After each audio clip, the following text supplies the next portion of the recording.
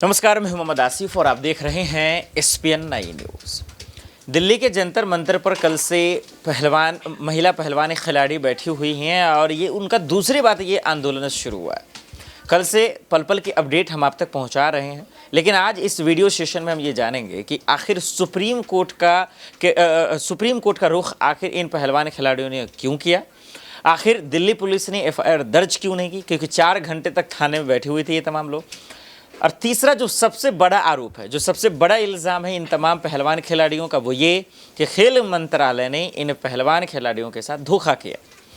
इन तीनों सवाल को आज हम इस वीडियो में तलाशने की कोशिश करेंगे, लेकिन सबसे पहले बड़ी खबर से शुरुआत करते हैं और बता देते हैं आपको कि अभी की बड़ी अपडेट क्या है, फिर ताकि आपको समझ में आए कि कैसे गोल गोल इन पहलवान खिलाड़ियों को घुमाया जा रहा है, ताकि ये थक जाएं, परेशान हो जाएं और बृजभूषण शरण सिंह पर जो इल्ज़ाम लगे हैं वो ऐसे ही खारिज हो जाए। तो चलिए बारीक से समझते हैं, फिर आखिर में आपको ये भी बताएंगे कि आखिर मोदी सरकार या फिर खेल मंत्रालय की ऐसी क्या मजबूरी है, या फिर योगी सरकार की ऐसी क्या मजबूरी है, या योगी पुलिस की ऐसी क्या मजबूरी है कि बृजभूषण शरण सिंह पर एक्शन लेने से डर लग रहा है, या फिर उन पर एक्शन ले ही नहीं पा रहे हैं, या उनका इस्तीफा क्यों नहीं हो पा रहा है। क्योंकि इसको जब बारीक से आप समझेंगे तब आपको समझ में आ जाएगा फाइनली आखिर में कि इन पहलवान खिलाड़ियों को इंसाफ मिलेगा या नहीं मिलेगा। चलिए सबसे पहले आपको बताते हैं कि भारतीय कुश्ती संघ के अध्यक्ष बृजभूषण शरण सिंह के खिलाफ धरने पर बैठी महिला पहलवानों ने सुप्रीम कोर्ट में याचिका दाखिल कर दी है।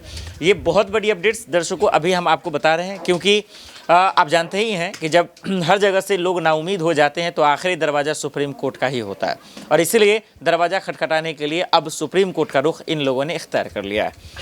आपको बताते चलें कि मंगलवार को उनके वकील चीफ जस्टिस के सामने जल्द सुनवाई की मांग रखेंगे। धरने पर बैठी महिला पहलवानों का भारतीय कुश्ती संघ के अध्यक्ष बृजभूषण शरण सिंह के खिलाफ FIR दर्ज करने की मांग की है। आपको ये बताते चलें कि विनेश फोगाट समेत कुल 7 खिलाड़ियों ने याचिका दाखिल की है। इसमें कहा गया है कि वे 21 यानी 21 अप्रैल को कनॉट प्लेस थाने में काफ़ी देर तक FIR दर्ज कराने के लिए बैठी हुई थी, फिर भी पुलिस ने उनकी FIR दर्ज नहीं की। समझ जाइए आप कि इसके पीछे किसका ऑर्डर होगा। पुलिस का काम तो चंद सेकंड में उसको FIR दर्ज करना है, लेकिन सिर्फ बृजभूषण शरण सिंह का नाम आने की वजह से पुलिस के भी हाथ थर थर कांपने लगते हैं। और वो इसलिए क्योंकि ये BJP के डॉन है, ये इसलिए क्योंकि ये अपने आप में बाहुबली हैं। इनके बारे में कई बार हम आपको SPN 9 न्यूज़ के माध्यम से बता चुके हैं कि आखिर ये कितने बड़े गुंडे हैं, जिसकी वजह से योगी पुलिस हो या फिर डबल इंजन की सरकार क्यों थर थर काँप रही है। आगे बढ़ते हैं, फिर आपको बताते हैं कि आखिर इस मसले में क्या होगा। गौर से जरा सा सुनिए।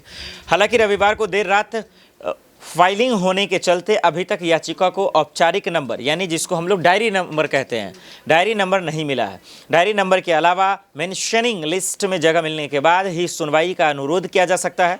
फिलहाल वकील ने याचिका या याचिकाकर्ताओं के नाम पर ज़्यादा डिटेल शेयर नहीं किया है। अब ज़्यादा शेयर नहीं किए हैं तो हम आपको कैसे बता दें, जैसे जैसे खबरें हमारे सामने आएंगी हम आपको बताते रहेंगे। अब ज़रा सा समझिए इसको भी कि पुलिस ने आखिर FIR दर्ज क्यों नहीं किया। ये जो तमाम पहलवान खिलाड़ी हैं जो कह रही हैं, इसको ज़रा बारीक से समझिए। बृजभूषण शरण सिंह के खिलाफ सुप्रीम कोर्ट में दाखिल याचिका में उन पर FIR दर्ज करने की मांग की है। अब मंगलवार को पहलवानों के वकील चीफ जस्टिस के सामने जल्द सुनवाई की मांग करेंगे। विनेश फोगाट समेत 7 खिलाड़ियों ने दाखिल इस याचिका में कहा है कि 21 अप्रैल को वे कनॉट प्लेस थाने में काफ़ी देर तक FIR दर्ज कराने के लिए बैठे थे, लेकिन पुलिस ने FIR दर्ज नहीं की। इतना ही नहीं, उन्होंने ये भी इस बात का मेंशन किया कि रात में जबरन उन्हें हटाने की कोशिश की गई, यानी पहलवान खिलाड़ियों को इस तरीके से टॉर्चर किया गया जिस तरीके से बृजभूषण शरण सिंह ने जो है परेशान किया। इसी वजह से जो है इतना बड़ा ये गंभीर इल्ज़ाम है कि उन पे यौन उत्पीड़न का आरोप लगा है। समझिए, इसके बावजूद इसको हल्के में लिया जा रहा है। और इतना ही नहीं, रात में जंतर मंतर से उन्हें हटाने की कोशिश की गई, ये भी आरोप मेंशन है। तो समझिए कि आखिर मोदी सरकार की इस पर क्या मंशा हो सकती है। 2024 का चुनाव भी है दर्शकों, इस बात को ध्यान रखिएगा। ज़रा पूरा मामला एक बार समझ लीजिए, फिर हम आपको बताते हैं उन तमाम सवालों का जवाब, फिर बारीक से हम आपको समझाने की कोशिश करेंगे। पूरा मामला ये है कि जानी मानी महिला पहलवान विनेश फोगाट ने 18 जनवरी को जंतर मंतर पर भारतीय कुश्ती महासंघ के खिलाफ विरोध प्रदर्शन शुरू किया था। इस दौरान उन्होंने महासंघ के अध्यक्ष बृजभूषण शरण सिंह पर यौन उत्पीड़न का आरोप लगाया।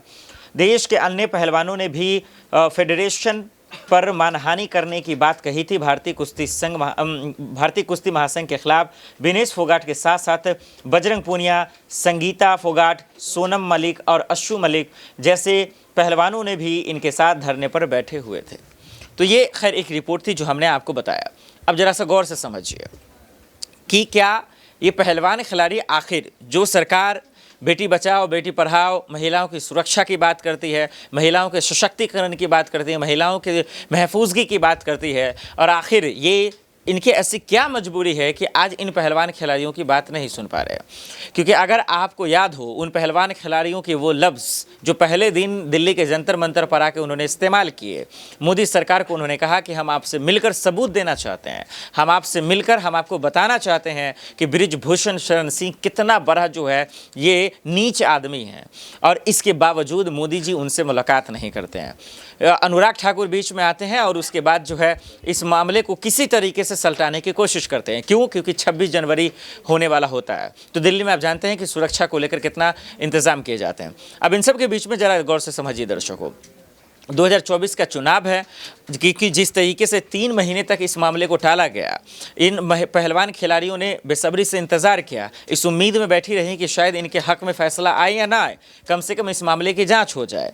लेकिन इसके बावजूद बृजभूषण शरण सिंह पे आंच नहीं आने दिया। क्यों? अब जरा सा बारीक से मेरी बात को समझिए। आखिर में इसकी सबसे बड़ी वजह यह है कि 2024 का चुनाव नज़दीक है, क्योंकि बृजभूषण शरण सिंह एक गुंडा ही नहीं, एक डॉन ही नहीं, वो एक वोट बैंक भी है।